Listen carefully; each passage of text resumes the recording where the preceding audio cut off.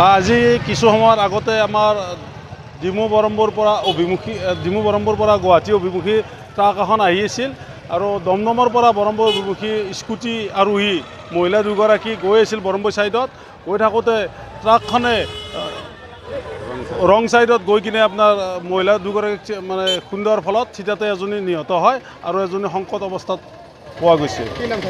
এইখিনি ঘোঁৰামৰা বনাগুছি। ৰাইজৰ মানে যিখিনি আমি অভিযোগ ৰাইজে মানে ড্ৰাইভাৰজন এতিয়ালৈকে মানে নিচাযুক্তত আছে, তেওঁ এতিয়াও মানে নিচা মানে ফাটি যোৱা নাই আৰু দেখামতে হয় তেওঁ মানে বহুত নিচা খাই আহি নিয়ন্ত্ৰণ হেৰুৱাই মানে সোঁ ছাইডত গুচি গৈছে।